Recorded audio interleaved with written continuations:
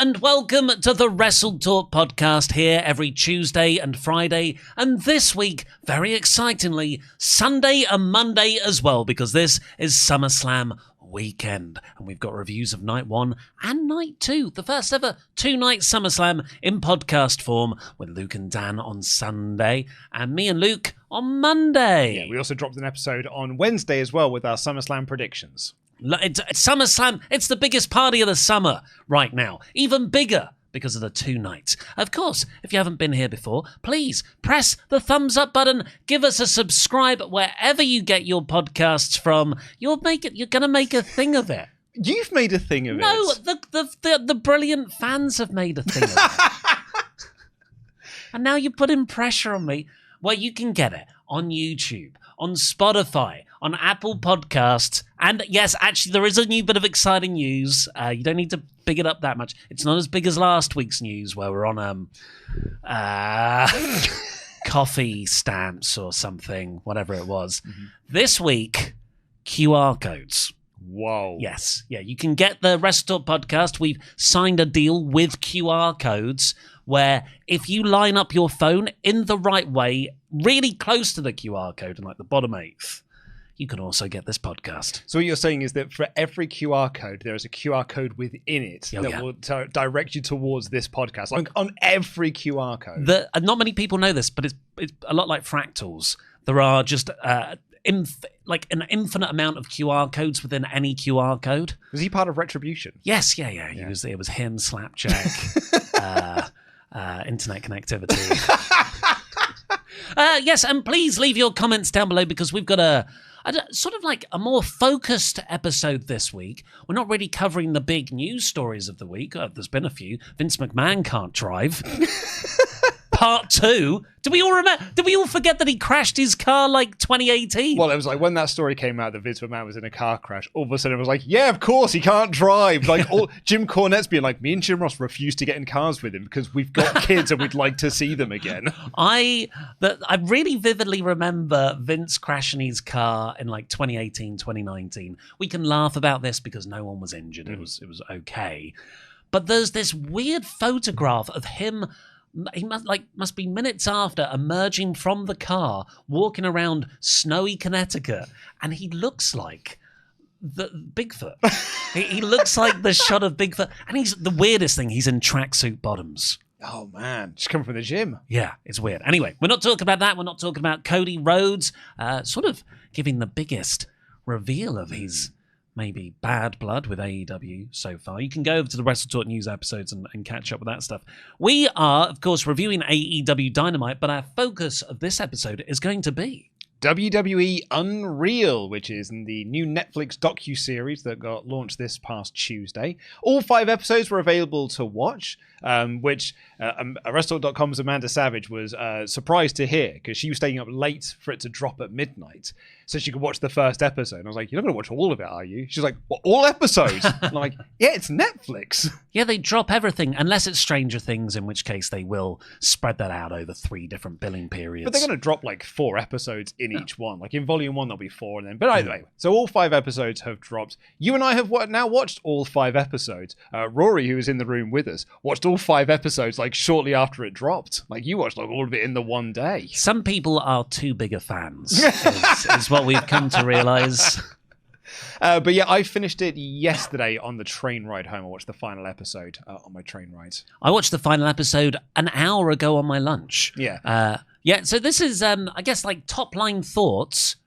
I really enjoyed it. Good fun, isn't it? Yeah, I really enjoyed it. It was like, it really made me miss, or it made me realize how much I missed the 24/7 documentaries on the network. Or actually, the era of the WWE documentary, the DVD. Oh, those were great. I mean, the CM Punk documentary is one of my comfort watches. Yeah. The self-destruction of the Ultimate Warrior, like, you know, like less so. I love that show because it is the WWE skewed history of what happened with the Ultimate Warrior through this marvelous lens of WWE's rewritten history. I find it fun. The Monday Night War DVD is the exact same thing. It is how the Monday Night War went according to the winners of the Monday Night War. And that is also true for Unreal. This is a documentary. This is WWE's version of what WWE does behind the scenes, peeling back the curtain. Well, okay, I'm doing a lot of air quotes. I think podcast that's listeners. where we're probably going to come on to a little bit, because I've been texting a lot of people to get their thoughts on the show. I've listened to a lot of podcasts giving their thoughts on the show. I wanted to read reviews. And I think the majority of the feeling on the show is, yeah, it's really good and I had a good time watching it, but it is not the big expose, you'll never believe what you're going to see docuseries that WWE promoted that it was going to be, and Netflix promoted that it was going to be, which in fact is like that. They have to do that. That's part of, you can't just say it's like all the other documentaries we've released. You're going to see all the same stuff you've seen before, but now here's another one. Exactly. It's the same as all those 24/7 documentaries, but now with new wrestlers, and it's on Netflix. Yeah, but there was no murder. Like all the other ones, all the other Netflix documentaries. I was going to say all the 24/7 documentaries. Yeah, and they've got enough controversies to, I think, dive into proper ones. But I really did enjoy it. I would say I enjoyed 3 of the 5 episodes. Oh, okay. So episode 1 is it's the new Royal era. Rumble. It's the Netflix Raw. It's Yes. the Netflix Raw. Episode 2 is the Push, which is Push. That's more about the Rumble, because that's all about Jey Uso going into the Royal Rumble and getting gassed. I think that's Jey Uso's arc throughout these 5 episodes. Honestly, I think we'll get into sort of like the criticism of this, but one of the things I personally feel like they don't do is actually follow properly arcs through the 5 episodes. Me too. It's quite bitty and episodic. But one consistent is, Jey Uso is unfit. Yeah. That is in every single episode. Other people are saying it about him. He's saying it about him. Because I'm a tag wrestler. Usually I tag out at this point. But for me, my criticism of it is like, it doesn't have a conclusion. He wins. Well, that's it. It's just like, and then he's fine. And it's like, okay, is that the drama resolution? It's just like, oh man, I think we need to let a fire under his ass. Otherwise, we're going to have to take that push away and he's not going to win at WrestleMania. And then, hey, it's fine, he just wins at WrestleMania. We never see the conversation that Triple H has with him. He's just fine. And did you struggle in the match? No. So that bit there that Luke's referencing is a lot of the writer's room bits are done over Zoom. Which is quite just an interesting view into how WWE currently operates anyway. And they're all discussing like, man, Jay's not been good the last couple of weeks. And that's that bit in the Road to WrestleMania where Jey Uso did a few botches, was getting gassed in the ring. We're like, he won the Royal Rumble. Is he going to really be the right guy to win the title at Mania? Reshoot? Could they have recorded that? Like, we need something for this episode. Yeah, I mean, all the writer's room stuff, I think, is all like, that's all staged and scripted. Not scripted to a degree, but that's the stuff that's completely staged. On the Jay thing, like every single other character arc that they have in the episodes, I'll show you how it's wrapped up, because they are wrapped up, but it's wrapped up in the exact same way for each one. You're born to do this. You've got this. I'm proud of you. And then followed by the person, are you proud of me? Yeah. Are you proud of me, Papa? Yeah. So there was a thing in like wrestlers in the 80s, 90s, and the early 2000s all had this same thing, which was Vince McMahon was like a father figure to me, or Vince McMahon is a father figure to me. Cena has said it, Brett has said it, Austin has said it, Kevin Nash has said it, I think Hogan has said it, but like all of your top guys have always said, Ken Angle, Vince is like a father figure to me. I think Triple H is looking to have the same relationship with his talent, to be the father figure that they want the approval of, which is why they're always going up to me like, did I do good? Did I do good, Triple H? Like, even Punk now is going up to Triple H to be like, are you happy with me? Okay, that's different. That's Stockholm Syndrome. But the other stuff, because these people have mostly come through NXT now. He is Papa H. He's Papa H. So episode 3 then, we kind of get episode 2. Episode 3 is We Do Women. Yep. Which is the one where... That's the title of my autobiography as well. Unsurprisingly, that is the episode that features the most Stephanie McMahon in it. And Charlotte Flair. Although, that is... I actually think there's an argument to make. That is the best episode, because over half of it is Chelsea Green. Yes. And Chelsea Green is really personable. That's the only thing that feels like an actual fly-on-the-wall documentary. I think there are two moments in these 5 episodes that I would agree with. That one of them is Chelsea Green being like, I wanted to perform in Canada because that's where I'm from, and I bought tickets for my family, and I can't get booked on the show, and that sucks. So I've really got to try hard. But what the documentary doesn't then do is, within the same episode, they do Elimination Chamber in Canada, which Chelsea Green is not on, but they never return to that plot point that they started at the start of the episode. Yeah. It's like, oh yeah, we should won a title, so it's like that's that resolved. She never wants to wrestle in Canada ever again. Well, she's not the main character. The main character is Charlotte, and you can tell that by all the people who turned out backstage to applaud her when she won the Royal Rumble. We'll get into that in a little bit. Then episode 4 is Heel Turn, which I think is so episodes 2 and 3, the episodes I didn't like. Those are the ones who I felt were just naff episodes of 24/7 puff pieces. Particularly episode 3 is such a puff piece. Episode 4 is the heel turn. That is the one that's focused around John Cena's heel turn. I thought that was excellent. Really, really enjoyed that. A lot of how it came about on the day, the weeks beforehand, the tension as they're working the match out and the angle out on the day. It's also the episode that reportedly The Rock had most influence on in terms of how the edit came about, which means that he forgot that he has said in interviews that he pitched Cody Rhodes turning heel in October, and here he's like, and I did it in February. So he's forgotten his own lies. Oh, but did you watch the post credits for that? Because the Superman and Henry Cavill shows up. And then episode 5 is it's WrestleMania. And it's just lovely video packages and sort of highlights of WrestleMania, and kind of just reminded me, I was like, oh yeah, was a fun show, that WrestleMania. Like that women's triple threat is awesome. I tell you what, watching those matches through the style of WWE Unreal, which is, you've got the actual footage that we watch, but then you've got the documentary cameras at ringside, cutting between those as well, cutting to the back where the match is being produced by Michael Hayes or Jason Jordan, cutting to Triple H, cutting to Sami Zayn or Becky Lynch, watching on the monitor because their friends are in the match. That is excellent stuff. Yeah. And any wrestling fan would adore that. It's like, I would prefer to watch that than rewatch the actual matches themselves. I totally see what you're saying from a sense. Like, that's the stuff that's very much 24/7 documentary series. Like, less so the producing bit, because I feel like if you're looking for what is the stuff you've not seen before, the producing bit, I think, is the thing you would say. I'm not going to include the writers' room stuff because I think that is all just very much staged. It's like all scripted reality shows, which is that something happens and then you didn't capture it on camera. It's like, well, let's just recreate that in it to a degree, and we'll capture the essence of what that conversation was. Let's do all that again, turn on the cameras, and we won't bitch about everyone this time. Or, in some cases, I would argue, not actually finish the conversation. Because I remember when they're talking about the Royal Rumble winners, they're like, I don't know, who could it be? Well, Punk's the obvious answer. And they're like, yeah, I think it could be Cena. It's his last year. Yeah. And that's it. And that's the end of the conversation. It's never like we're picking Jay. And then it's like, so you just get little snippets of what a conversation might look like on a Zoom call or in a creative meeting. Because then they started bitching about everything. Yeah, that Jay kid, gas super easy. Can he do a whole Royal Rumble? But the stuff that's the producing bits, and like the other bit that was my favorite thing of the whole series is in episode 1, and it's the stuff with Chris Parks. Producing the Seth Rollins CM Punk match, and it's really nice as well because it starts with Bruce Pritchard talking effectively about reports that come up before they went to Netflix, which is like they don't have an out time, they don't have a hard out time for Netflix. They can go for as long as it's not the case at all.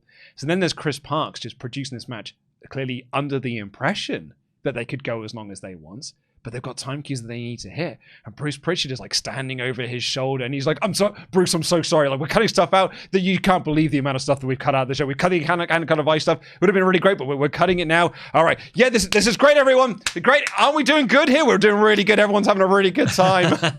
In that bit as well, it was fascinating to see the producer in gorilla position working as the go-between between the match in the ring, where they're not there, like they are talking through the referee, they're comparing it to the notes they have for the layout of the match, and then to the production truck, where it's like, okay, we're coming up for a double down, so make sure you get a wide. Like that is fascinating. But to see Chris Parks, former Abyss in TNA, trying to edit a match on the fly and not knowing if his instructions have got through to them. Yeah, have they heard? Or if they're going to take his instructions, because, Triple H can say all he wants. He has gone long on matches before because he felt that the story was worth it. Famously, the Rock match, the ladder match. But yeah, Chris Park says, okay, I'm going to make them cut the Anaconda Vice. And when they move to a spot, which means they've skipped over the Anaconda Vice, he is elated. He's like, oh, thank God, we're going to the finish, that means. Bruce, this is the finish. Yeah. This is the finish now. We've skipped that bit. But I think we've all been in Chris Parks' position in some version, in some job, where you feel kind of helpless, but this guy's on you like, this is all your fault right now. All your fault. And then he's like, is Bruce mad at me? Bruce, are you mad at me? And Willie, you should be very proud of yourself. You did a really good job. Is Bruce mad at me? Is Bruce mad at me? And Bruce is standing there like, I'm not mad at you with this. Why would you think that? That is, I totally agree. It is by far the best thing on the whole series. Yeah. And I don't think that's just because we love Abyss. I don't think so either. I think that's I was saying to Rory before we came in, all the stuff with the producers feels like the most real aspect of Unreal. Like interviews with wrestlers and stuff, even backstage interviews with wrestlers and stuff, they know the cameras are on, they know they've got to perform, you got to hit certain beats. Even Charlotte Flair being like, well, I guess I've got to climb back to the top of the mountain and just try again. All this sort of stuff. Like that is just pro wrestlers knowing what to say when they're being asked a question about pro wrestling. But all the producer stuff, that's the stuff that feels like genuine fly on the wall stuff. Well, one of the tricks of documentary, like effective documentary making, I'm going to get pretentious here. Claude Lanzmann directed an 8-hour documentary called Shoah. It's about survivors of the Holocaust. We've all seen it. And I'm familiar with Shoahs. Yeah, with Shoahs. Did that? That means the Holocaust. No, I know. But the way he interviewed people was to get them to do their jobs. And the way people disarm and behave more naturally when they are doing what they do every day. You start to break down those walls. With everybody else in Unreal, they are having these conversations, like you said, through a performative lens. And they're trained wrestlers. They're working the camera. But people like Abyss, Jason Jordan, Bobby Roode, TJ Wilson, those are the guys you see in those producer seats. They are too focused on the match going right. And all I cannot imagine the amount of things they have to manage in their head at that time. They're so focused on the match in the ring going right, they cannot perform for this hidden camera. Yeah. So that is authentic. And again, it's a part of wrestling that I don't think I've seen before. In episode 1, they get the gorilla position, don't they? And they've got graphics, and you see it get assembled at each location. Here's who sits here. This is what their job is. This is where Billy Kidman sits. This is where Bruce Pritchard sits. Yeah, Billy Kidman, he times out every show. And I never knew the producer or agent for the match always sits next to Billy Kidman to time it out. I was like, well, that's fascinating. Yeah. We always hear about this person produced this match. And in my head, I guess I assumed, well, they sit down with Kevin Owens and Cody Rhodes beforehand, and they work it through, and then they have a meeting to make sure none of the finishes clash with other people, and then they go out there. But no, they are like actively directing the camera work of the match and briefing everyone. I was really impressed. And Triple H is doing a lot of that as well, because he's like, we're going to go to a 2-shot here. We need to get the reaction shots, because these are the key bits that we want to do as head of creative. Whereas like the producer would be like, well, it's going to go to this spot next. Let them know we're going into an ad break. Let them know we're coming back out of ad break, because that's what Billy Kidman is telling me here. But like the gorilla position we have seen in 24/7 documentaries, quite famously when Brock Lesnar threw the title at Vince, or even like Vince, having a go at Kevin Owens because he didn't like the WrestleMania match that he had with Jericho. So we have seen gorilla position before, but it's the producing bit that I found. And actually, and here's how we talk to the referees. To referees being like, no, he's just on the floor, he's just selling. Like, I feel like we've seen little bits and pieces of that. That's the most in-depth I think we have seen this. And based on the people that I've spoken to, because I actually, one of the things that was kind of frustrating me about coverage I've seen of this is everyone who has done reviews of it or has written reviews of it is a wrestling fan. And I totally get that, by the way, because if I had a pop culture website and I was asking someone to write a review of Unreal on Netflix, I would ask the wrestling fan to do it, because you know what they're going to be talking about. But this is not a show that is made for wrestling fans. It's really a show that's made for non-fans to try and convert them into becoming wrestling fans. That's a lazy editorial, because I would absolutely get the one person who knows nothing about wrestling and get them to watch it, and it'd be like a review of WWE Unreal from someone who knows nothing about wrestling. Like one of the headlines I read, this is the Metro one, is like, I'm a WWE expert, and even I was surprised at how much they showed in WWE Unreal, which I think is a bit of a hyperbolic statement. Oh yeah, to say. definitely. But so I asked a bunch of my friends who are not wrestling fans to watch an episode or watch a couple of episodes and let me know what you thought. And every single one of them said the exact same thing, which is gorilla position's the most interesting thing. Oh, Chris Parks is great.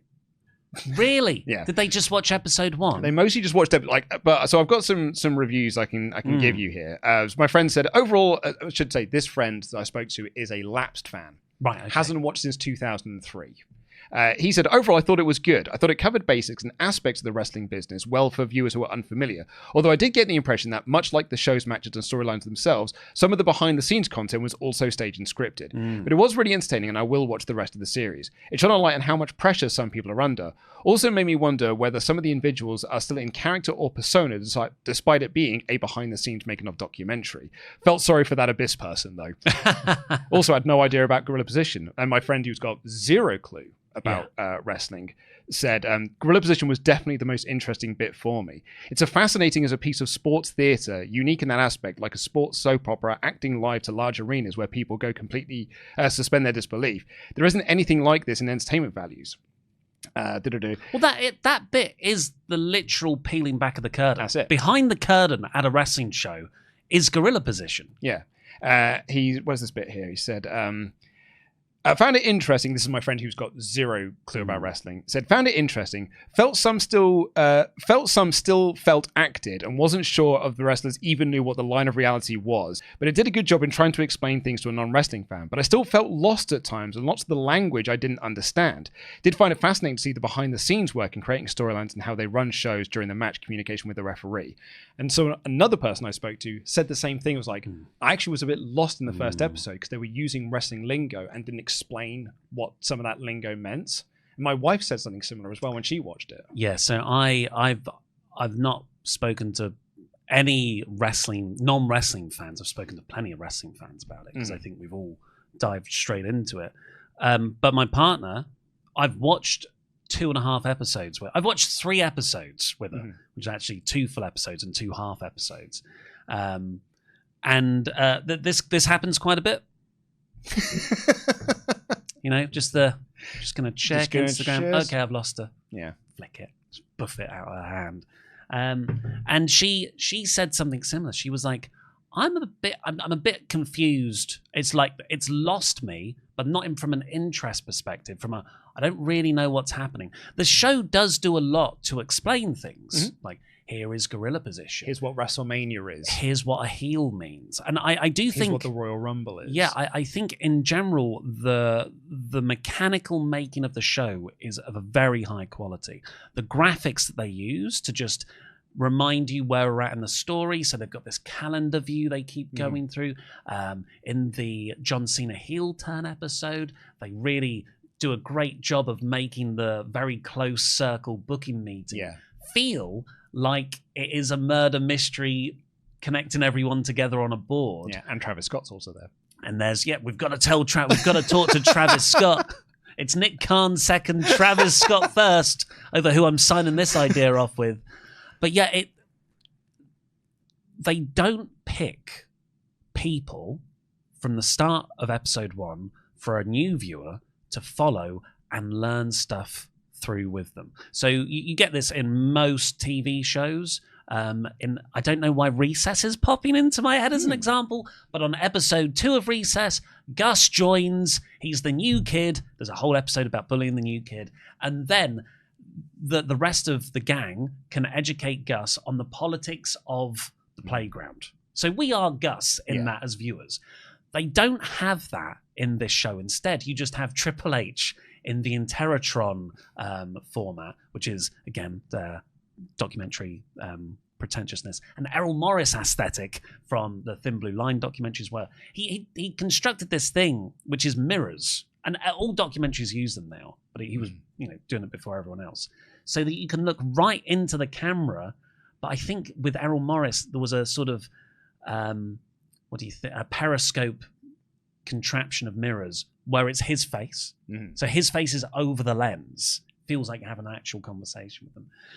But yeah, Triple H is the one just info dumping, or Michael Hayes or Bruce Pritchard. They're info dumping everything onto the viewer, as opposed to the viewer learning through a trainee, let's say. Yeah, and so my wife's comments on it, because she didn't last very long into it, she kind of got a little bit bored of it, but that's partly because she was like, she didn't find Cody Rhodes interesting, and so that was kind of the moment that kind of turned her off. And it was Triple H being like, it's easy to be a heel, but being a babyface. And she's like, well, I don't really know what the difference between why is it so easy to be a heel and why is it so difficult to be a babyface in 2025. So like, that didn't grab her. But then when I was telling her about the end of that episode with Chris Parks and like going over time, she's like, that should have been at the start of the episode. Like that bit there, like a potted highlight of that, and then 3 months earlier, then you go back in time, because you're telling someone who might not be interested in Cody Rhodes hanging up Christmas ornaments with his kid and being a good dad. Some exciting stuff is going to come later on, and that the dichotomy, the difference between, so the juxtaposition between this chaos and this nice family man, and how is this nice family man going to be part of this chaos later? Yeah, but I don't think they choose their characters properly. I was thinking a lot about why I feel this is a missed opportunity. And I don't think it's unsalvageable. I think this first season feels almost like a pilot. But there's just 5 pilots. But they're going to be doing another series of it. At the end of the credits, they were like, there are more episodes coming soon, which has made me think even more that Seth Rollins is definitely coming back this weekend, because that'll be one of the episodes. Yeah. But they feel, I don't know, you don't know what's happened, but from watching it, my best guess is they filmed loads of stuff and they have then pieced together what they filmed. And that's why you get, okay, like, let's group all this together because it was around the Netflix premiere, this all together because it's mostly a focus on women. But what most structured reality does is they work it more. They know before filming starts, we're going to follow this person, and this person. Yep. Because we know they will have the arc. And those characters will appear every 4 scenes because they're our main characters. And then you'll cut to the Triple H or the Bruce. Or the Gordon Ramsay. To fill in the missing information. Oh, by the way, this is a heel. This is how the WWE calendar works. And I don't think they should have all been wrestlers. I think, because we're both so taken with Chris Park, I think one of those people is the producer. And maybe they know in December when they start filming, this producer is going to work on the women's championship match at Mania. And that's Jason Jordan, I think, who books it. So then you can follow Jason Jordan being like, this is such a big thing. I used to be a wrestler. I broke my neck. WWE are a great company. And then you follow the man of Jason Jordan rather than what we end up getting, which is we follow the machine of WWE. And it's very hard to relate to a machine. Well, yeah. I mean, you and I were talking about this a couple of days ago, that this is, and I've said this to a few other people as well, this is less a backstage expose of WWE and more of an advert for WWE. And because they never do anything wrong. The company never puts a foot wrong. The company never does anything wrong. Everything that they do just works on screen, and it's great. They're like, New Day turned heel and it was awesome. It's like, all right, what happened 3 weeks later? Like, but we're not going to talk about that. Chelsea Green won the title. Oh, then she complained about not being able to wrestle in Canada. Doesn't matter. She just won the title and everything's fine. They never address any of the criticism. John Cena's heel turn, flawless. Yeah, absolutely flawed. The Rock not being, never mentions the fact The Rock wasn't there for WrestleMania. Then the following day did that interview with Pat McAfee, was like, it's all Triple H's fault that we didn't get a really good payoff to this. None of that stuff is covered. All they focus on is how well it went. Yeah. Which is fine because it's a WWE produced documentary, but it's also almost the least interesting version of doing that WWE documentary. Which I don't think they know what the show is, again, because they keep saying in all these interviews, we want to bring in new viewers. Like, that's the main goal of this, the director said. WWE want to get that Drive to Survive success where you hook in a sort of bunch of men and women who don't follow F1 because they fall in love with the characters. And I'm like, that's what I thought Unreal was going to be. Yeah. But they don't do that because they are allergic to tension. Well, yeah, I think the other thing the show is missing is any form of drama. And I was the worst person to watch this with. It turned me into the most horrible part of me because I wanted my partner to watch it. She didn't particularly want to watch it, but we spent all of our evenings together this week watching it. When she wants to watch too much. All right, we watched too much of too much. The episodes are like an hour long. No, it's very undisciplined. They're like half an hour, aren't they get longer. From episode 4 onwards, they're like hour, 50 minutes. Yeah, I've only watched up to episode 3. Ridiculous. But she watched them, and what point was I trying to make? Yes, everything I was muttering under my breath, like, that didn't happen that way. And we got to the Royal Rumble bit. By the way, the filming of the Royal Rumble is wild. So cool. It's so wacky, but I loved it. It's like the camera zooms in on parts of the ring, and there's a sort of shallow focus effect where it makes them look like toys. Yeah. That was the coolest visual effect in the whole thing. Bron Breakker will do a move in the corner, and then it'll cut to another corner where Bron Breakker's doing a different move in that corner to somebody else. It was great. But they're showing like they're speeding through this because they want to get to the end, which is Jay winning against John, because that's one of the strands they follow. And there's a bit when Drew McIntyre gets eliminated. Mm-hmm. And I just said, oh, they missed that in the actual Royal Rumble because that guy there, LA Knight, was apparently out of position. And Drew apparently stormed out of the building afterwards. And Anna went, why aren't we seeing that? I was like, yeah, good point. Because that's like, in any other reality show, I think even in Drive to Survive, that's the stuff that hooks people in. Yeah. And your wrestlers, you can work it. I know. Well, Sean has said Sean Ross Sapp, that is, on The Hump, there are people, because like one of the criticisms I've seen against the show is, well, and now I've seen that Seth Rollins and CM Punk are just mates backstage. I can't buy into any of their actual drama on TV. And Sean's point was like, they're professional wrestlers, they work together. He goes, there are two people, and he wouldn't say who, but he said there are two people working with each other at SummerSlam this weekend who have had a massive argument recently, who have had a huge verbal altercation recently. But they're professionals, and they're going to do what they need to do in the ring. And wrestlers do this all the time. So it's like, CM Punk being like, I think this could be the finish of Elimination Chamber. Says, like, great idea. I think that's doesn't mean that he doesn't think he's a knob. Like, what are you expecting him to just flip him off every time he sees him backstage? Yeah, and I guess this gets into the larger, the thumbnail of this episode, which is it killing kayfabe? Before you do, can I read you one other bit of feedback I had? Because you said that the idea is to try and convert new fans, right? So I got this. It's a hard one to nail precisely, as I really enjoyed seeing behind the scenes of how the big old world of sports entertainment comes to life. But I feel there is simply so much to wrestling, it's almost impossible to capture it in a series and feel like you've got a good grip of it. Seeing a focus on some of the main characters, is that what they're even called? Personas, was very cool though, and really nice intro to someone that doesn't know much about who is who and why they're so important. I definitely will watch the rest because it's fascinating to see how creative processes come together and feel invited into that world, which can be very overwhelming otherwise. I think they actually need a vocabulary episode though, as I know tons of them from working with wrestling fans, but hearing babyface, mark, heel, if I was a total noob, I'd be like, what? Though I do hope they mention kayfabe and explain that, because I still have no idea what that means. Also, gorilla position rules, and it's the funniest name for a bunch of men watching TV. Overall, I like it, and I feel it's understandable to non-fan, and makes me want to watch the Netflix era. Well, we'll see if it does. Yeah. I'm very skeptical. I don't think it is...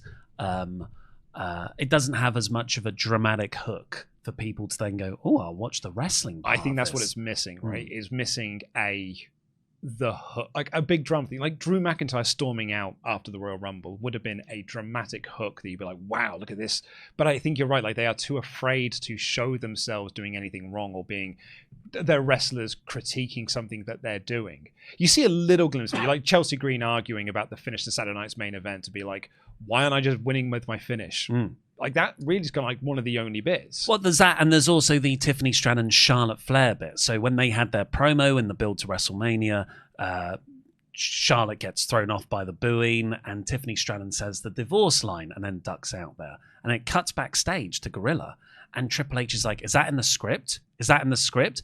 And it feels a bit chaotic for a moment, like, no, that wasn't in the script. But then it's just like, tell her to go apologize. And we never get to see the apology. So we never get any resolution of that drama. Also, I think that is slightly misrepresentative of what did happen.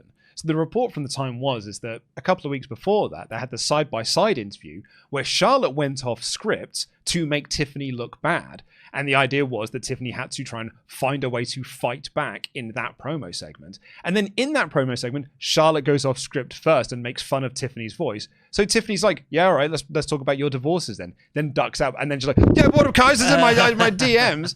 And like she fluffs it up, right?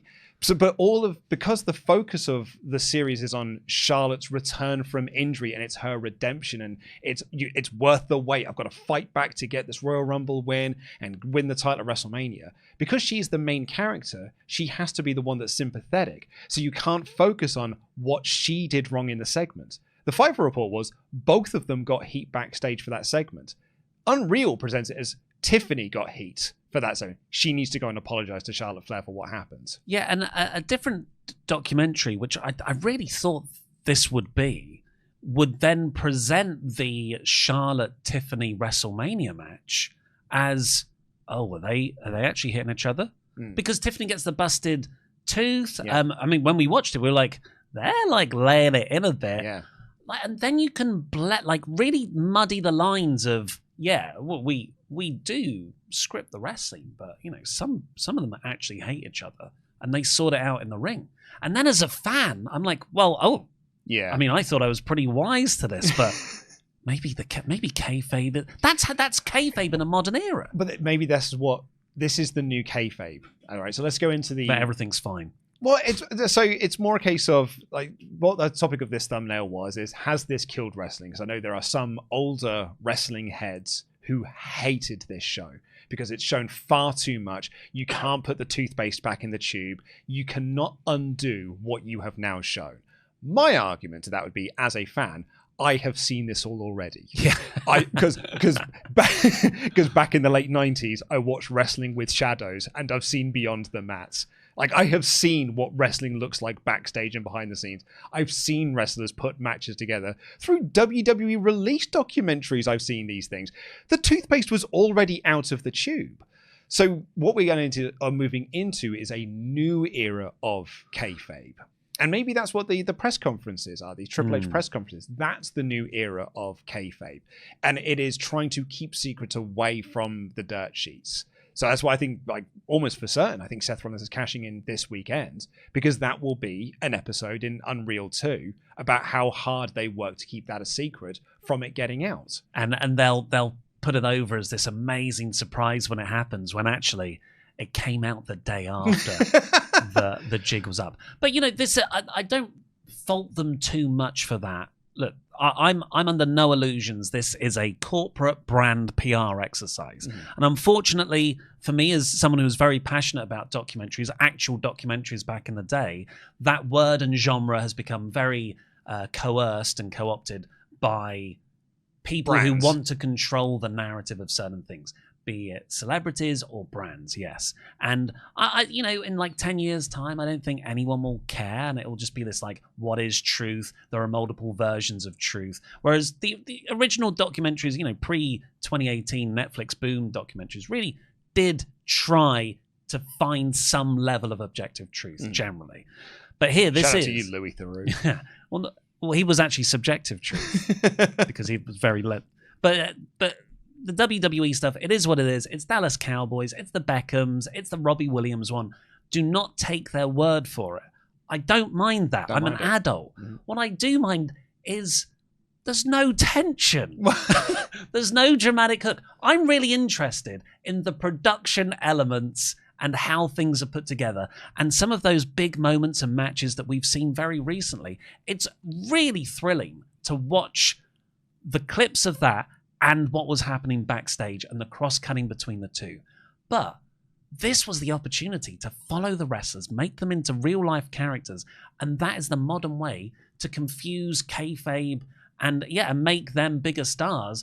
But I can't see anyone coming out of this 5-episode arc and going, like, which one of them is my new... Wow, I really came to like X wrestler. Yeah. Because actually, like the last person I spoke to there came out being like, I thought Rhea Ripley was really cool, and we've talked before on this podcast before how she has been someone who I have spoken to either lapsed fans or non-fans who have seen her and be like, I might start watching wrestling because she looks like she's really cool, and she is in that first episode. But then she's not in 2, 3, and 4, and then it comes back for episode 5 because she's in the triple threat match. And then they just have this. Oh yeah, by the way, Rhea Ripley lost that title that she won in episode 1. Io Sky's won it now, but we've not done any focus on Io Sky. Don't worry about her. But Bianca Belair, who was in episode 3, she's also in that match. Yeah, where's and she talks about, oh yeah, Io and Bianca, like we all came up from NXT together. Like, where's the shots of you three going for lunch and reminiscing about that time? Where's the three of you training in the gym because you're like, man, our cardio's got to be really good for this? You just get snippets of it. Like Bianca's like, I cannot eat because I want these abs. But Rhea Ripley, the bits are there. They have a tour around her house and she's got all this hideous taxidermy. Pretty rad. Well, yeah, look, but it is. I think it's hideous, but I love the fact that Rhea Ripley gets really excited about dead stuffed animals, and she gets to buy shopping for more of them. Yeah, keep on like having her go out to this.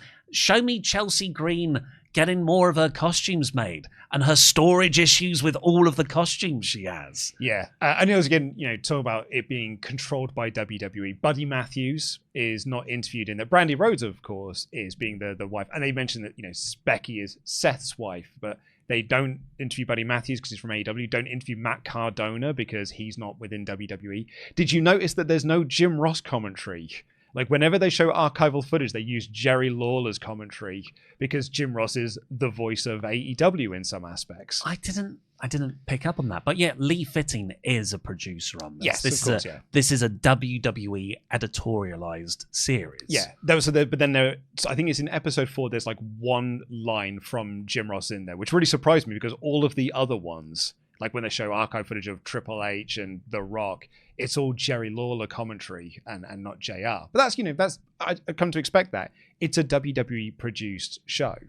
But like it's a weird thing to do though. But so the point I was going to make was actually tying into what that last person said to me when I asked them what they thought of the show, which is what I don't think you can just focus on 2 or 3 people because there's too much to wrestling. There aren't just 2 or 3 main characters in WWE. There's 20 to 25 main characters in WWE. So all of a sudden, in episode 4 on the heel turn, Xavier Woods just pops up and he's like, oh, I'm part of the new... Sorry, okay, so here's what the New Day is. We were a tag team for 10 years. We were this and that. And then we had to do this heel turn. But you're like, okay, but to do the heel turn, to explain that, you need to talk about what happened for the previous 8 months that brought you to that heel turn. You can't just say, we did a heel turn and it was shocking. Yeah. But that's what they do because there's actually not enough time to talk about all of the wrestling. So the thing that got my partner off her phone, John Cena doing Make-A-Wish stuff. It went down and she just starts watching it. And I'm not kidding. Within 2 minutes, she's crying. And I'm, welling up a bit as well because it's beautiful and it's lovely. Do you have any questions? You think he talks to kids weird? I just think kids weird. It's not he talks to everyone weird. He's a weird dude. I just think that's his Superman persona because you see bits of him in Gorilla after matches and he's like, oh, how's it going, guys? Like, that's not Cena all the time, I think. Do you have any questions? Of John Cena. But yeah, you have that bit there, I think at the end of episode 1. And Anna said to me, John Cena's my favorite wrestler now. And that actually triggered me, and I explained to her why I don't like John Cena. Maybe for a bit too long. And then the next day she said, I'm sorry I said John Cena was my favorite wrestler. Like, it's okay. I'm sorry. Yeah. I won't say anything more. But then, the next episode is 20 minutes of New Day. Because they're, like you said, they're explaining the heel turn. And you know what happens? The phone comes back out. She doesn't care about that. Yeah. Because the documentary's given her no reason to. And then Cena's back on for the end bit. And by that point, you've lost her.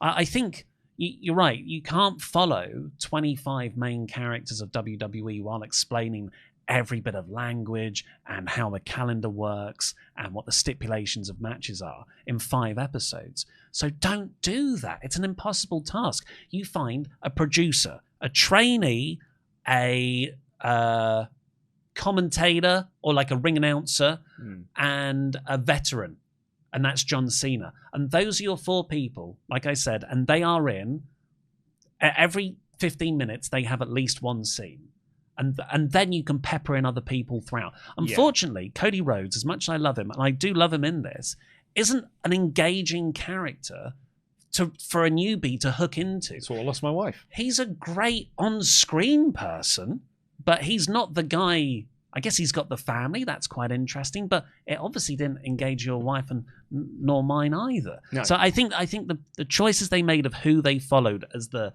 new viewers' avatars was wrong, and the structuring of it. You're also missing the bigger picture, which is the main character is Triple H. Oh, yes. He opens it and he closes it as well, being like, the thing with WWE is never stops.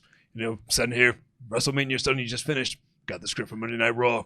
Gonna do it all over again. He is the main character, but the mainer character is The Rock. Can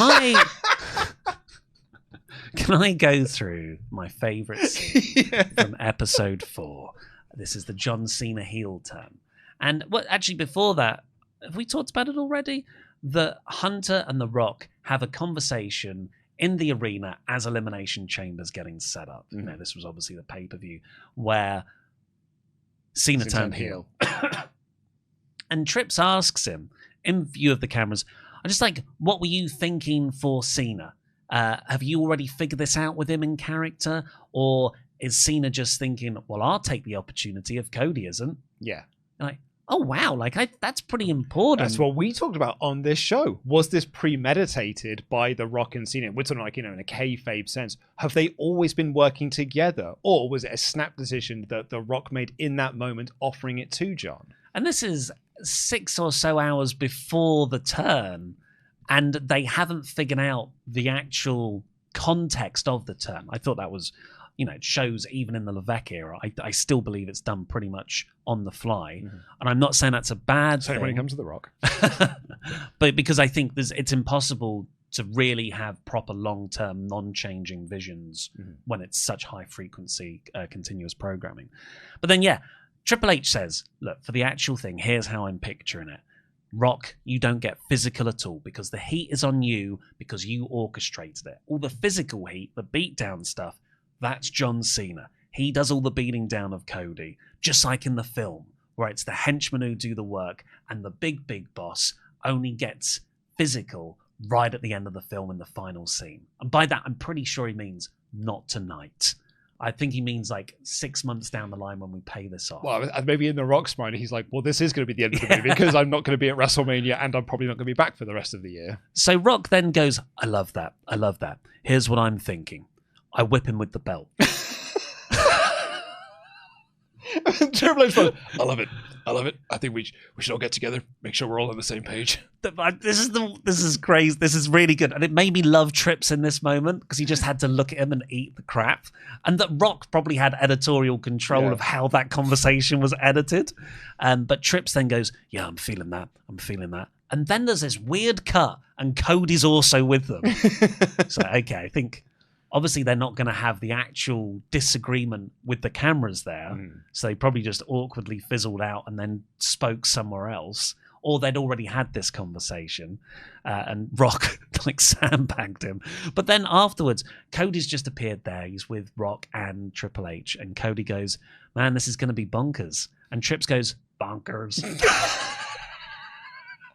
Was that a Dizzy Rascal reference? I thought it was. Because you go, bonkers. And I was like, I want more of that Triple H. The goofy Triple H is like, oh, Stephanie, leave me alone. I'm trying to produce a show. I've got to listen to so many things. Yeah. And Stephanie's always like, Trips. Great promo. It was so good out there. Did you like what I did? There's so many people out there. Sorry, what? Oh, what did you say? A lot of gorilla position is people saying things to Triple H and Triple H going, what? What? Sorry, what? Bruce is always there like, man. Yeah. Whoa, these women. What? Billy, what time is it? I've got a big prediction, by the way, that I'm going to add on. I think Brock's at SummerSlam. Interesting. If you have released this the week before SummerSlam, and one of your episodes is focused around how the final boss is, in The Rock's own words, the greatest heel character of all time. And like, it was this big, epic heel turn. It was a game-changing heel turn. We don't have to talk about the follow-up in this series. You didn't even have to watch the follow-up. But this big thing here, if you want to try and capitalize on that, you pick up the next chapter of that at SummerSlam 4 days after you've debuted that episode. Yeah. Well, it's an odd mishmash of a show. No, it's not an odd mishmash. It's like you said, it's 24/7. That's what it is. But what it wanted to be, I don't think it achieves.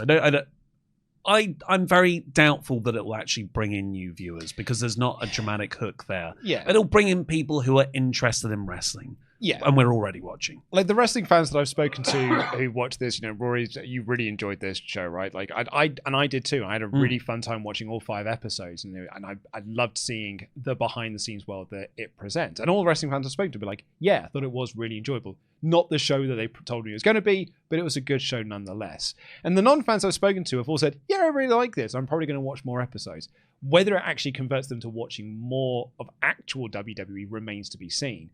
But I think it was trying to achieve something that was broadly impossible, because I think there is too much to wrestling to explain within this sort of documentary style. I disagree. It's done so many times in so many other things. You think this is more complex than F1? Yeah, which is all technical and these things and politics. Yeah, but there's way more easy things to Formula One because there's only 5 characters in Formula One. Because they're always like the top 5 races are all at the same time, right? We'll just choose the top 5 characters here. There's too many other characters. There's too many other egos to stroke within this. And I think you don't think there's egos in F1. I honestly do not think they are. They do not have to reinvent the wheel. This has been done in cheerleading, in F1, in golf. I know what you mean, but WWE are trying to present as many characters as they possibly can. That's how you do it. That you don't present as many characters. But they clearly don't see that as an option. Like Seth Rollins is not a focus of an episode. He'll be a focus of an episode in season 2. But you go CM Punk, Cody Rhodes, Rhea Ripley, Bianca Belair, Chelsea Green. We've got John Cena. We've got to just focus on these group of characters here. Then we'll do another set of characters later on. But we have so many characters appear on this show. We've got to focus on all of them. So when you tune in, you know who all these characters are. I disagree. Well, that's fine. I'm not saying that they are right to do it that way, but based on what they presented in here, that is what my read of it is. They feel that we've got too many people that we need to show. No, I think they thought WWE is the main character. Oh, well, yeah. Because it's not following any individual person throughout. It's following WWE. Yeah. And I think that was WWE's mistake for like 15 years when they made WWE. They thought WWE was the draw, which to an extent it is, but that has a ceiling rather. It's the breakout individual people that people really latch onto, like a Rhea Ripley. Yeah, I think that my last point I wanted to make on it is something that the IGN review wrote up. They wrote a very scathing review of the show. They didn't like it really much at all. But they had a point in there which I think is very interesting, which is if you want to actually know what WWE is like, you should listen to wrestling podcasts. Like you should watch things like Wrestling YouTube is actually a much better gateway into this part of WWE that you're interested to learn about. And they don't have any WWE footage or access to show you, but they are going to be able to give you more of an objective view of what happens backstage in WWE. So, I'm going to put over for ourselves, Stephen Larson, Fightful, and there's a bunch of the Cultaholic, a bunch of these channels that are doing all this sort of stuff. And it is probably you're probably going to get more out of the stuff that we do than Unreal does. That's very kind that they think that the increase in female audience for WWE is going to come from watching our shows and things like ours. We are shows for fans already. We are not the top of the funnel for WWE. But I think the point they were making was if you are a new fan coming into this and you're like, oh wow, I'm really interested in what WWE backstage is like. This is actually not the way to learn what backstage at WWE is like because it's a WWE manufactured look at what backstage is like. podcast like this is actually a much more accurate way. And we're just regurgitating what Fightful tell us. Well, yes, please do give your thoughts in the comments down below, and we'll get into them next week. Tremendous episode of Dynamite this week. This was brilliant. Yeah. This was. I know last week didn't really do much, and you can make the argument neither did the post All In episode either. But this was just great matches. Great angles, made me excited for next week. I thought this was a terrific episode of Dynamite. Yeah, they kicked off with a great recap and promo package for Hangman versus Mox for the title, which was coming up on the show. We opened with the Outrunners versus the Young Bucks in the tag team title tournament. The Young Bucks presented as talent name social media, as their lower third is incomplete. They even got the jobber entrance. Yeah, they got no entrance, and they got this little insert promo where they were just ragging about how they're not getting the respect they deserve. And then they were the best tag team in the world. That's good. This feels like, not that, they had so many amazing matches as EVPs, but because they were EVPs, they didn't wrestle that much. This feels like Young Bucks of 5-6 years ago, like almost pre-AEW, where they're just wrestling all the time and they're heels. Yeah, it's PWG era. Or Ring of Honor, yeah, definitely. Yeah. But it was a really fun match. They did some really good comedy within this as well with the Outrunners. And the Young Bucks got the win with a TK driver. A very good way to open the show. Carter came out to celebrate with them, and then they were all beating up the Outrunners. Swerve Strickland came down for the save, and we've got a Swerve stomp by Strickland from the top rope to the baddies on the floor. Fun. Later on in the show, FTR were cutting a promo on Adam Copeland, and the Young Bucks walk up to them. And now that they're all baddies, they're all friends, and they shake hands. But Stokely Hathaway's like, hey, you guys aren't EVPs anymore, are you? And he goes, no. Like, why am I doing all this for you then? Doesn't show them any respect. Yeah. We had MGF trying to find out what's happening with the Hurt Syndicates. We're like, hey, what happened with Bob last week? And Shelton Benjamin comes out of the locker room to explain that Bobby's not there this week. And MJF says, I'm going to apologize for Bobby's actions last week. So I think he was bang out of order. And Shelton's like, hey, this Rolex you bought for us is cheap and it's rubbish. And also, I want you out of the group. And they kind of have to explain on commentary, if he gets one more thumbs down from MVP, then he's officially out of the Hurt Syndicate. Yeah, Shelton said it's a Temu copy of a Rolex. It's not even a real Rolex. We've been on to you for a long time, Max. The only reason we let you in was because MVP stuck his neck out for you. This has lost me a bit. Me too. I was very much here to have the Hurt Syndicate and MJF for at least 2 months, I think, as a act together. But so it's both too early for them to break up for me, and it's not being done particularly clearly. No, I think it's probably done because FTR are going to win the tag title tournament, and then MJF's going to cost the Hurt Syndicate the titles at Forbidden Door so that FTR can win them, and then maybe it's like a bit of a pinnacle reunion of baddies to go up against the Hurt Syndicate. But I always thought the end would be MVP betraying them. Now they're kicking him out. Sorry, MJF, too many three-letter M's. Now that they're already setting up the fact that he's going to get kicked out, that makes me think that Hurt Syndicate are going to run down and actually, it's a ruse. We're going to, we're going to. Well, no, it was all a ruse with MJF in on it, and they're going to beat up Mark Briscoe. So Max wins that match. Don't know, or the title. I don't know. Tony Schiavone brought out Christian Cage, who had a little bit of stumbling over his promo at times during this, but he had a lot to get through here. Said that he's an arsehole, but he's an arsehole with feelings. Do you think, Mr. Anderson? I'm an asshole. Asshole. Kip and Nick didn't earn the right to question his choices. And then he turns to Adam Copeland, or addresses Adam Copeland. He's like, yeah, man, I said some mean things about Adam Copeland. I said some mean things about his wife. I said some mean things about his family. But were they really that bad? Think about all the things that Adam Copeland's done in his career. He's a reprehensible person. Yeah, good point. Well made. Because maybe I did or didn't find myself, but you and I, Copeland, we are the same. At one point, he suggests that Shayna Wayne has a wizard sleeve, and then he wants large vagina, just to remove any innuendo. He's saying he had a gaping vagina hole, like throwing a sausage down an alleyway, hot dog down a hallway. wondered if Nick can step up. He said, Nick, you sure have got more talents than me, but you're going to have to go through me if you want to be the face of this company. You've already got one dead father. Now you have a father who is dead to you. And he goes and he storms off. Mother Wayne meets him on the ramp, and then Kip and Nick attack him and lay him out with a proper concerto. Yeah, both chairs in the air swinging. Like, it's an Edge and Christian concerto, not the one-man concerto we've had since like 2006 onwards. No. This is a proper old-school concerto. Obviously, the destination is Christian joining up with Edge. It's obvious, and it's great. They should go in that direction. But you can't just immediately do that. That Christian has started saying, I recognize that I've been a bad person, but I do have emotions too. But he is also being a heel. He told Tony Schiavone to hold the mic. He kept on saying to the crowd, I'm conducting my business, excuse me.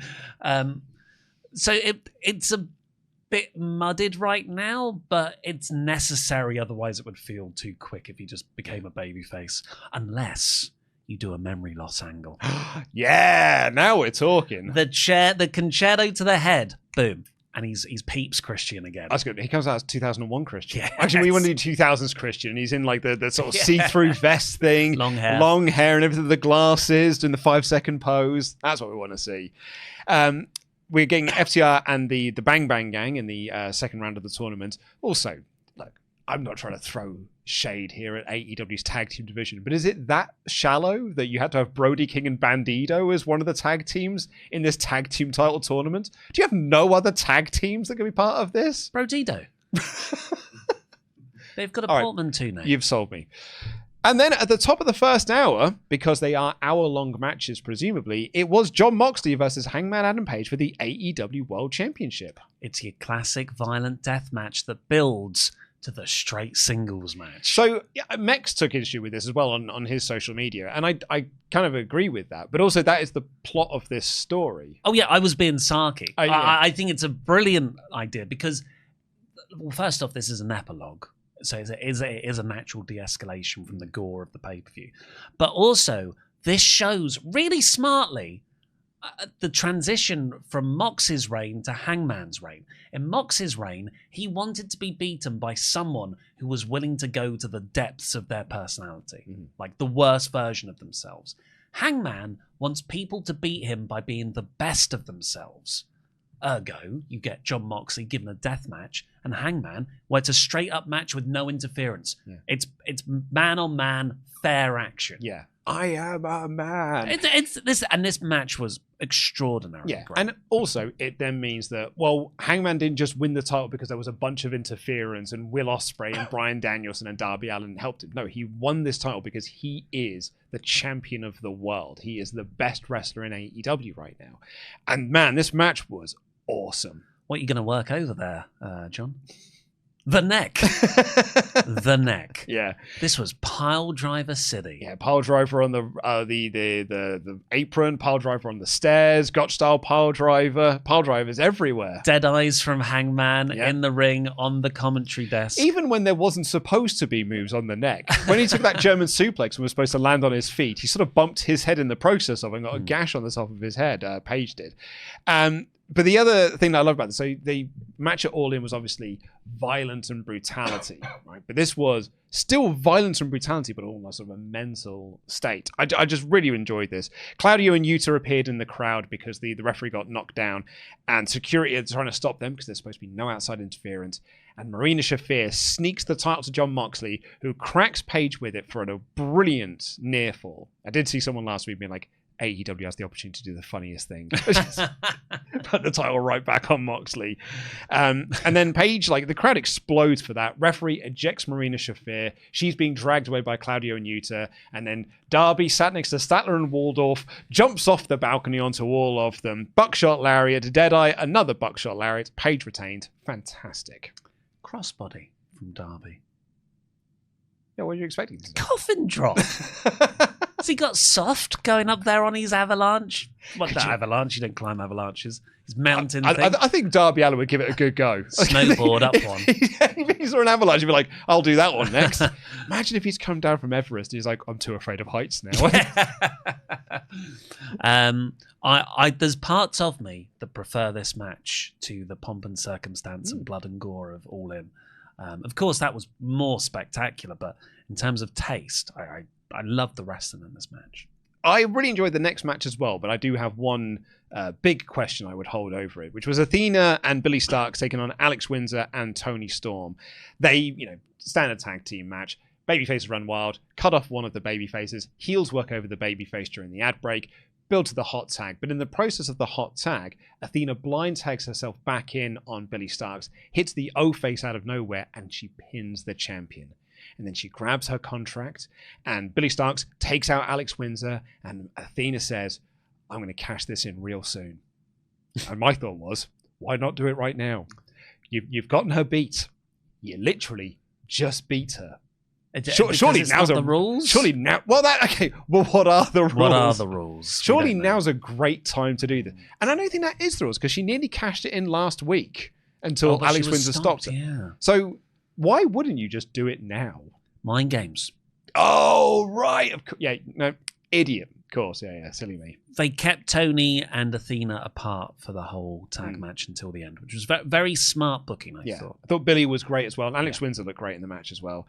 Paige is getting interviewed, but MJF walks in and says that, hey, I don't think main characters should stab people with forks, but, I'll move on from that. I think Swerve's a better champion than you were. Funny because Swerve was also as violent as Hangman Page was. And so MJF's whole plan now, or his plan for a bit was, he was going to goad Page into giving him a title match so that he can have a title match without cashing in his Casino Gauntlet thing. That's what they were trying to set up last week, but I don't think they really got over that's what his plan was. So they were very explicitly doing it here. But it's not going to work because Page's like, I know what you're trying to do.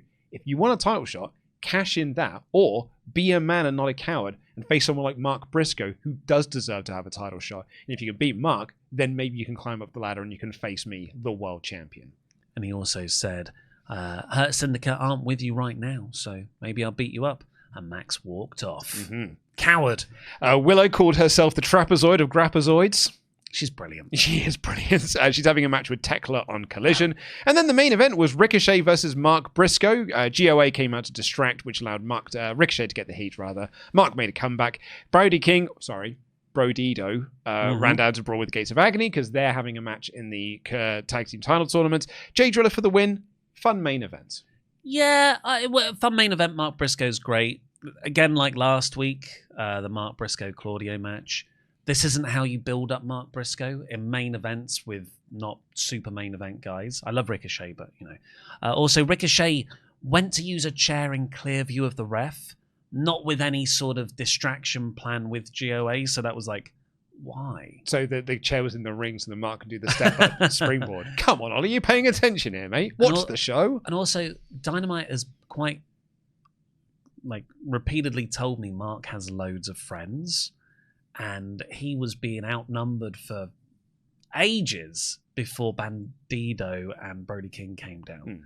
But I was like, where's the conglomeration? Do you think that they're in a bit of a thing, because it's now 2 weeks in a row where they haven't ended the show at its peak? Do you think that they are just focusing on the first hour of Dynamite and putting all the big stuff there? It would certainly seem that way. Maybe Tony's looked at the numbers and is like, well, we're getting better lead-ins and we're losing viewers throughout the show, so do it that way, possibly. But I think it's also, they are trying to build Mark Briscoe.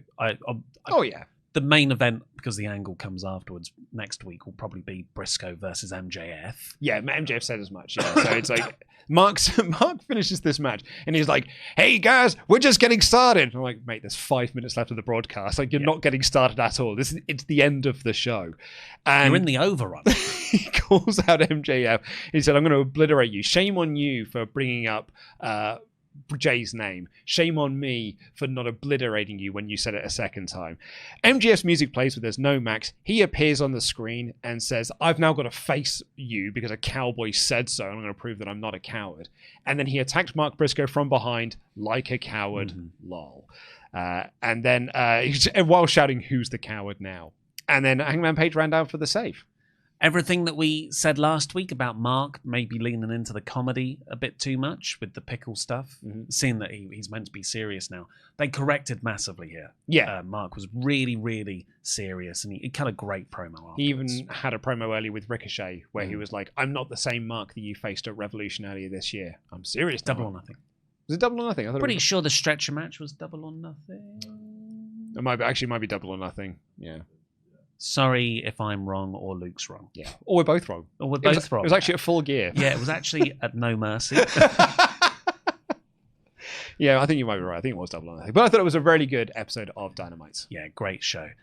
Before we get out of here, let's go through comments from last week's show where Luke is going to fill for time. It was Double or Nothing. Thank you.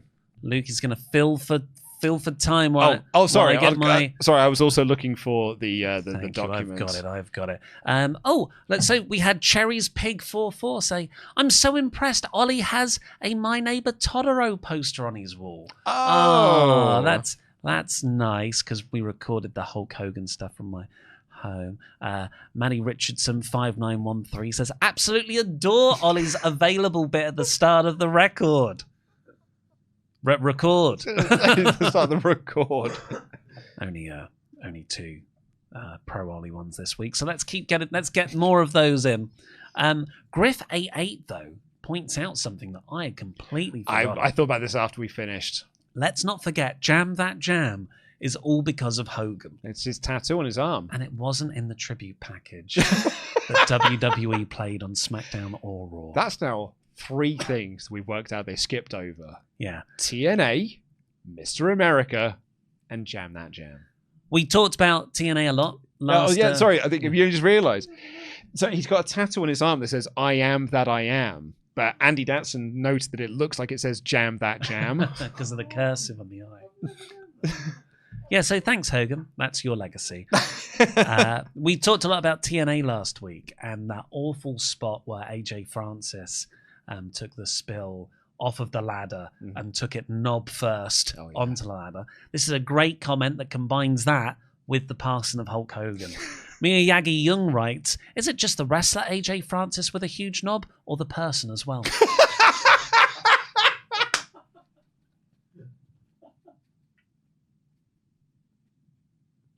Oh, man. You were worried because I said there's a lot of Hogan jokes in the comments. I'm still worried. That's okay. I think people will take that badly. What? That we're making a joke about the Gorka lawsuit? I think... It's too soon, man. It's too soon. It's 2014. And finally, because this was the actual thing we asked. Where will TNA be at the end of the year, or 2026? And Kojank had the best answer. At the end of 2025, TNA will have reformed Aces and Eights, led by Mr. Iguana. Yeah, just combine all the greatness. Oh, I see. Any recommendations? I do, actually, yeah. My wife and I... Well, she's already seen it, but I watched 2 episodes of it on BBC iPlayer, a show called This City Is Ours.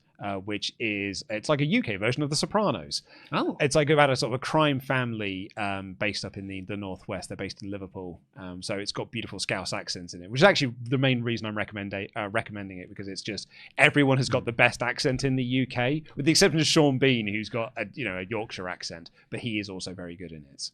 They're a sort of a crime family who are doing a lot of drug dealing, and then they discover there might be a rat within them, and they're trying to work out who that is and why they are being a rat and why they're trying to steal all of their drugs and sell them on to other people. But also, it's a UK-made thing. Yeah, very good. Really, really good, and it does feature the most gorgeous accent in the UK, and a lot of people going, sound that, lad. Hey, sound. The most gorgeous accent in the UK? You mean Kent?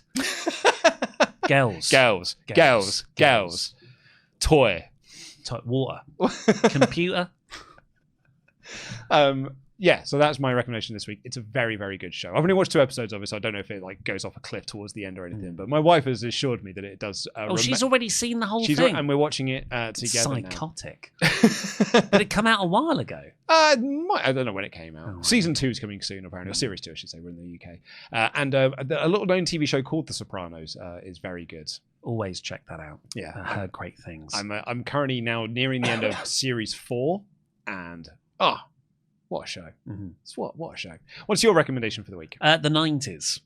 They're back. Yeah. In my streaming subscriptions. So I watched Happy Gilmore 2 at the weekend. I thought it was excellent. It's a great sequel. You know, it's not a highbrow piece of art thing, but MJF's great. Becky Lynch is in there, and it's sweet. It's really sweet. Cannot recommend it enough. If you like Adam Sandler, of course. If you don't, you'll have a terrible time.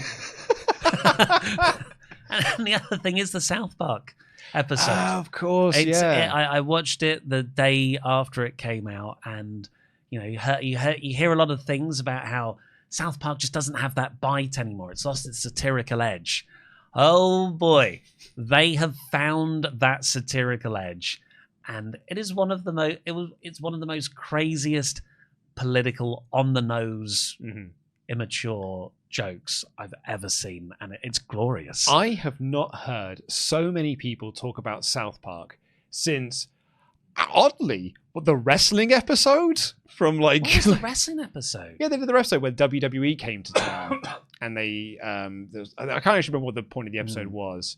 But that's like maybe mid 2010s. Yeah. Like even earlier than that. But like that feels like that's the last time I've heard anyone really talk about South Park feeling culturally relevant. Maybe when they were doing the Mr. Garrison as Trump stuff in 2016. Well, I don't think that stuff landed. But that's it. That's what I mean. It's like people said like, it's all right. But I've not watched an episode of South Park in forever and a day. But it's amazing to see here they are like 26 years later into their run or whenever it is. And they're apparently back on form. Actually, it's longer than that. It's like 97 when the first series starts. So it's like nearly 30 years. And all it took was a feud with the president of America. Yeah. Well, I did think it was very funny. And obviously, we're not going to make any big political statements on here. But I thought it was very funny that the White House put out a statement about it, being like, no one cares about South Park. No one's put about a big deal. You're the White House, and you just put out a press release about it. I think they probably have got some relevant cachet then. Yeah. Well, thank you very much for joining us here today.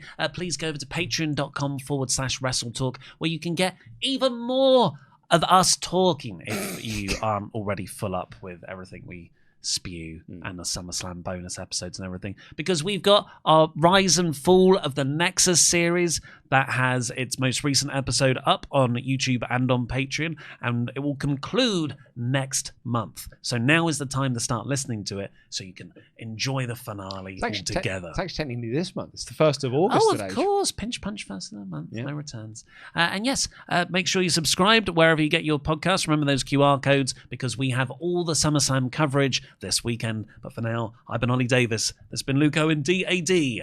Jam that jam.